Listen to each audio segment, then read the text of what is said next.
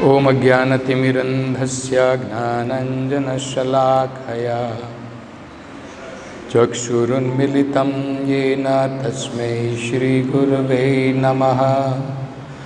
नमो ॐ विष्णुपदाय कृष्णप्रेष्ठाय भूतले श्रीमते भक्तिवेदान्तस्वामिन् इति नामिने। नमस्ते सरस्वते देवे गौरवाणी प्रचारिणे निर्विशेष शून्यवादी पाश्चात्य देशतारिणे। जय श्री कृष्ण चैतन्य प्रभु नित्यानंद श्री अद्वैत गदाधर श्रीवासदि गौरभक्तवृंद। हरे कृष्णा कृष्ण कृष्ण हरे हरे, हरे Ram Ram Ram Hare Hare.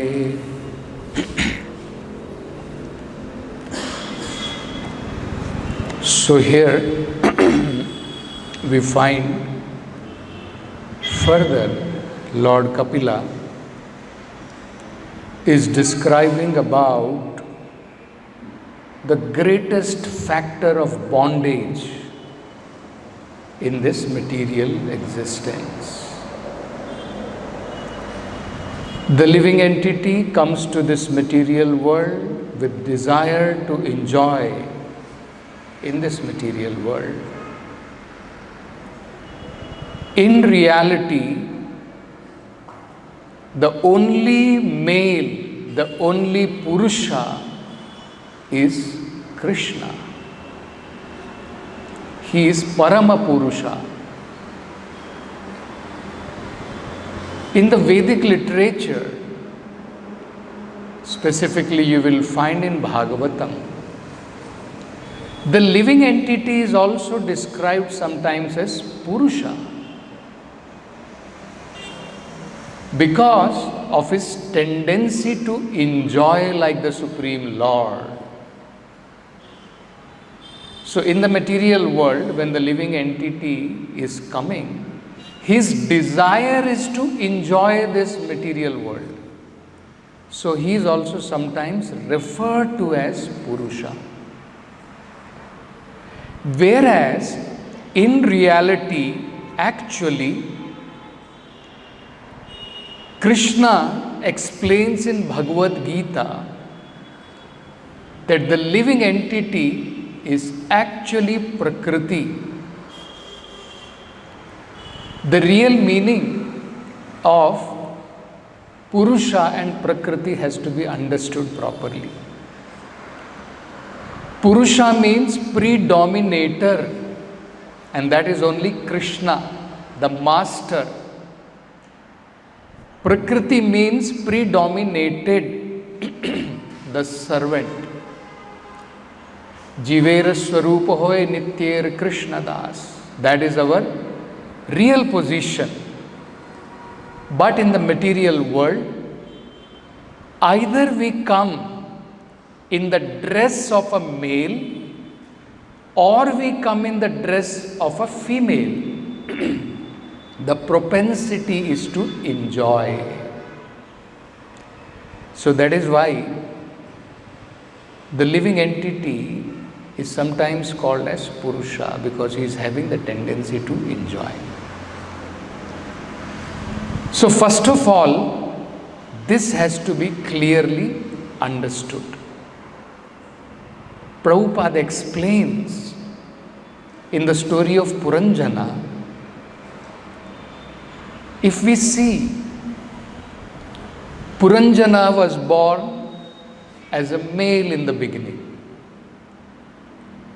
Later on, because of his material attachment to his wife and children, his home, he was born in the next life as a woman. So once the same living entity took birth as male, again in the next birth, the same living entity took birth as female. In one birth, it took the dress of a male.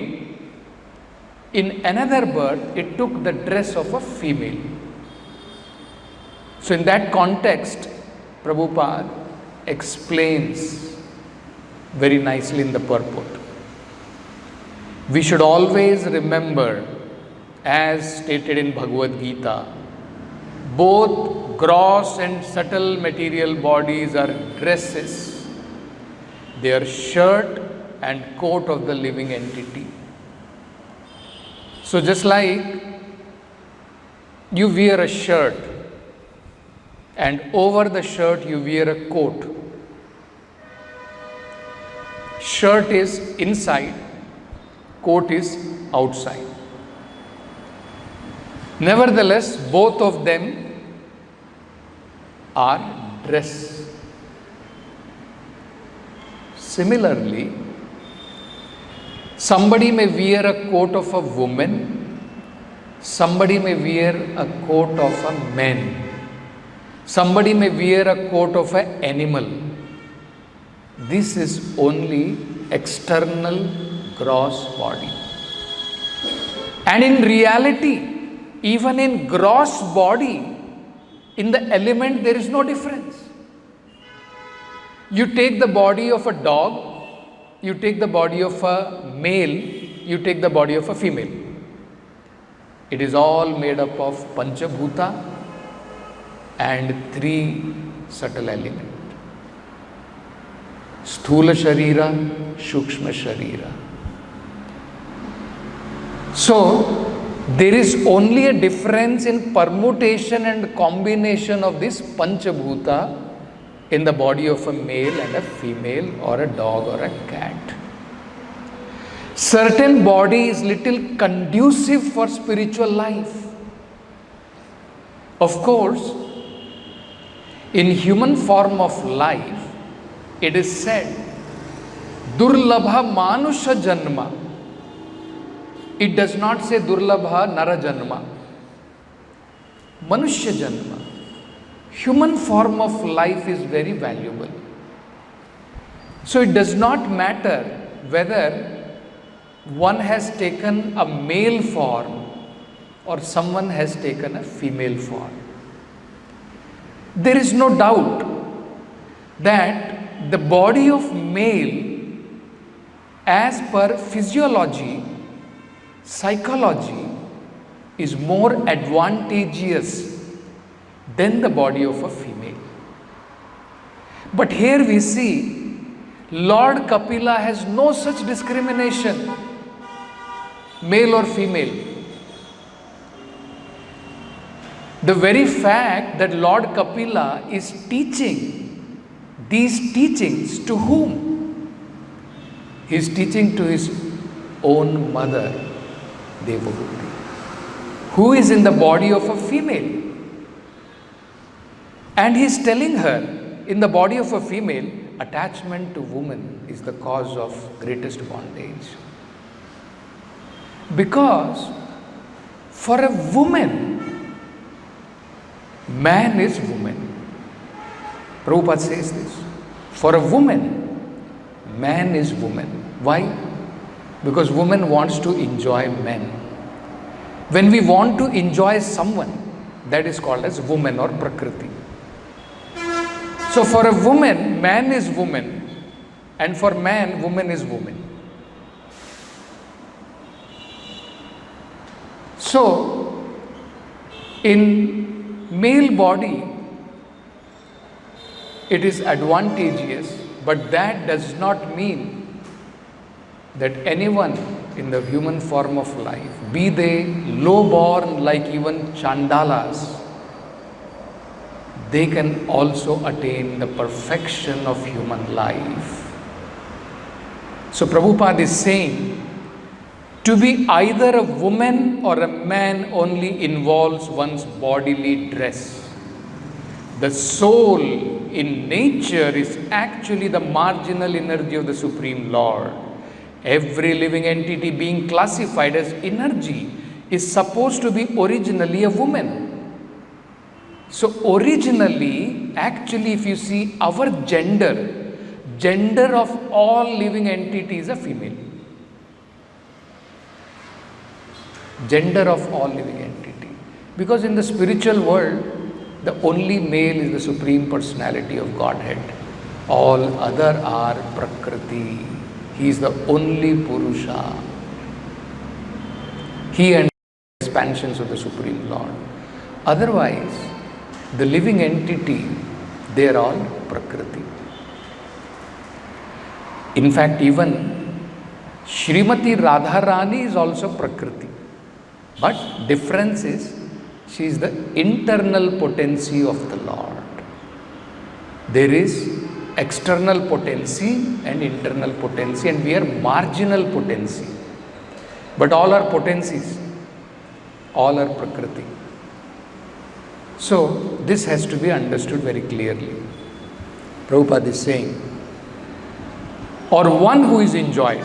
So, every living entity being classified as energy is supposed to be originally a woman, or one who is enjoyed. Now, Prabhupada is explaining in that context that actually, when Puranjana was born as a male, when he had the body of a male, he did have a great advantage to become completely out of this material entanglement. Because according to the Vedic scriptures, a man or a living entity who has got the body of a man can be trained in 3 different stages. Brahmacharya, and if he does not want to enter, then actually he can remain as brahmachari, or later he can take sannyas. So he is trained as a brahmachari, and then later he can enter as a trained brahmachari into grahastha ashram. We find this in the 5th canto of Srimad Bhagavatam, where Parikshit Maharaj was astonished when he heard that Maharaj Priyavrata, who was being instructed by Narada to remain brahmachari, later on the request of his father or on the order of his father, adopted a life of a grahastha. So there, in that context, Prabhupada explains that actually it does not matter for a liberated soul to be as a brahmachari, sannyasi, or in grahastha ashrama. In any of these ashramas, he is not attached to materialistic sense enjoyment. That is important. In another place, Prabhupada explains that the living entity enters into this body of Navadwara. This body of Navadwara, this material body is called the body of 9 gates, with a woman of desire. With a woman of desire. So actually, what we have to be careful about is our propensity to enjoy. So, it is very important that in whatever ashram one is in, one should try to follow the rules and regulation of that particular ashram. That is very important. So here Prabhupada explains this very nicely. In the body of a man, there is a greater opportunity to get out of the material clutches. There is a less opportunity in the body of a woman. In this verse, it is indicated the body of a man should not be misused through forming an attachment to woman and thus becoming too entangled in material enjoyment, which will result in getting the body of a woman in the next life. So actually those who are women, in their previous life, there is one of the greatest possibility that they were men in their last life and they were attached to women. And that is also, you can imagine, if you become attached now to women, the next life is guaranteed. Next life will be that of a woman. Woman is generally fond of household prosperity, ornament, furniture and dresses. She is satisfied when the husband supply all these things sufficiently.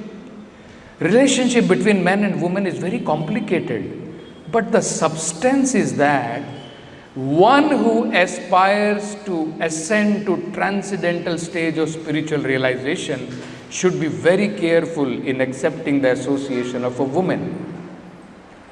And then Prabhupada is saying, so this is very important.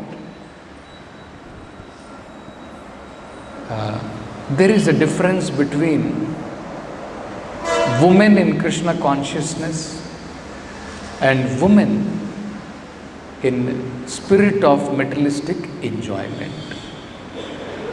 There is a lot of difference. So Prabhupada is saying, in the stage of Krishna consciousness, however, such restriction association may be slackened, because if a man's and woman's attachment is not to each other but to Krishna, then both of them are equally eligible to get out of the material entanglement and reach the abode of Krishna. So this is very important. But no misuse of this. Actually, I was surprised. Now there is recently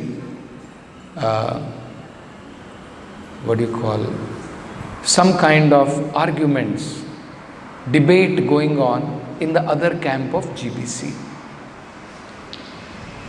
wherein actually we find, if you go through the folio, Prabhupada called women in Krishna consciousness as Prabhu, Yamuna Prabhu, Malati Prabhu. Prabhupada is saying like this. He is writing letters and he is even addressing. Prabhupada is saying, in Krishna consciousness, everyone should be called as Prabhu. Because he made no distinction. I do not know from where this Mataji has originated, and practically in the name of Mataji, no one considers them to be Matajis, which is actually taught in the Vedic scriptures, isn't it? It has become only for the namesake Mataji, isn't it? We find that even so-called spiritual master in the other camps, we find getting entangled with their female disciples. Very horrific.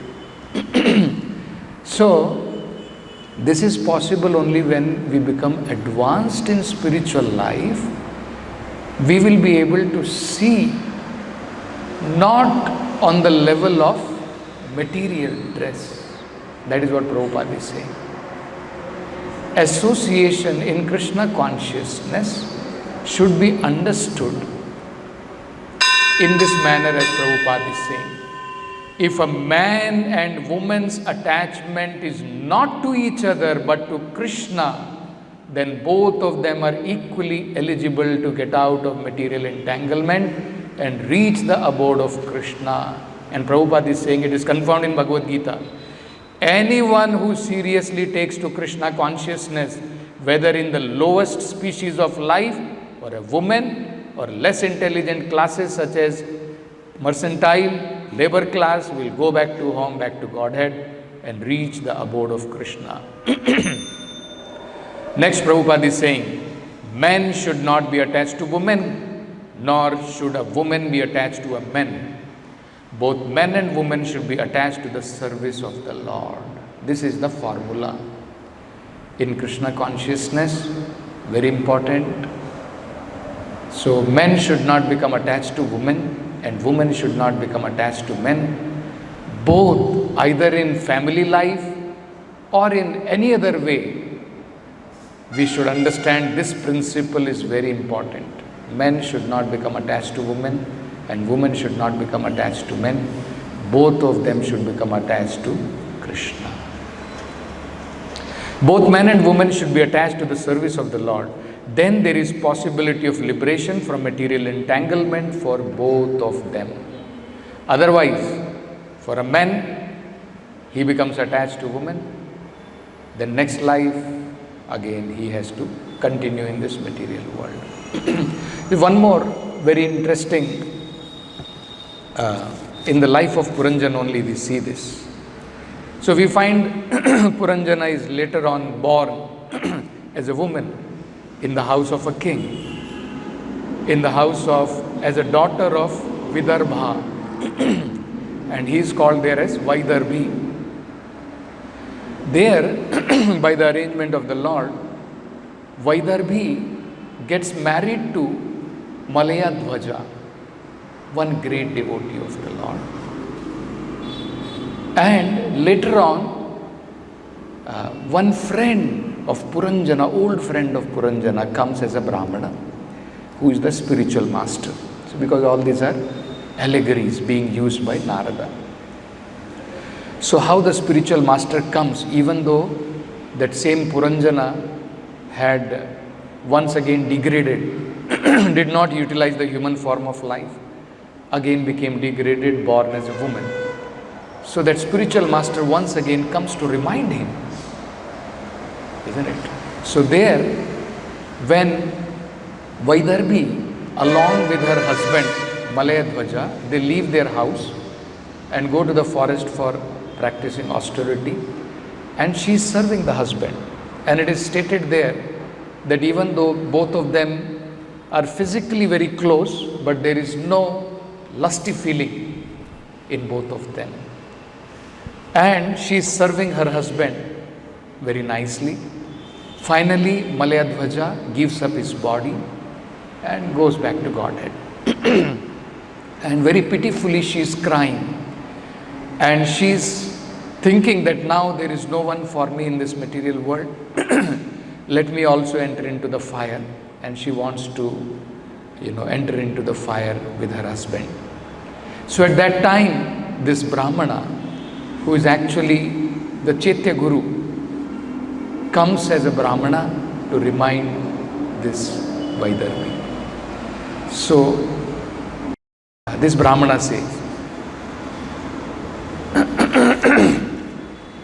Natvam Vidarbha Duhita. Actually, you are not the daughter of Vidarbha. Natvam Vidarbha Duhita, Nayam Viraha Suhrittava, nor this Veera, nor this Malayadhwaja is actually your husband as a Suhrit. So even this Malayadhwaja is not your real husband. He is not your real well-wisher. Napatis Tvam Puranjanaya, and nor were you the actual husband of Puranjani in your previous life. You thought you are the master and you are the husband of that lady Puranjani. So neither you are that. Ruddho Navamukhe Yaya. Actually the reality is you were simply captivated in this body of 9 gates. So neither you were that Puranjana who was thinking I am the husband of Puranjani, and now neither you are a wife. You are thinking you are dependent on your husband and your husband is your real well-wisher, nor you are the daughter of that king of Vidarbha. You are actually the spirit soul caught up in this body of Navadvara. And in the next he says, Maya hiesha maya shrishta. This body of 9 gate is actually created by my Maya Shakti.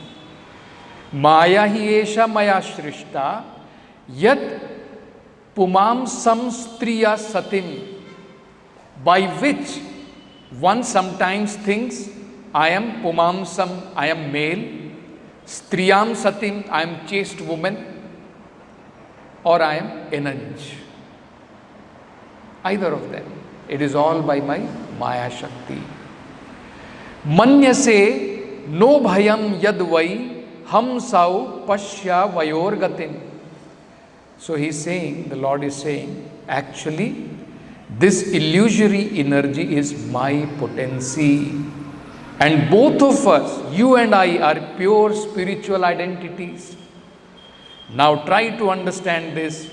I am trying to explain our factual position. So actually this is our real position. So it is very important for anyone who is practicing Krishna consciousness that we are aware of these kinds of material attachment, because naturally in this material world there is attraction between male and female. Pumsam striya maituni bhavam etat.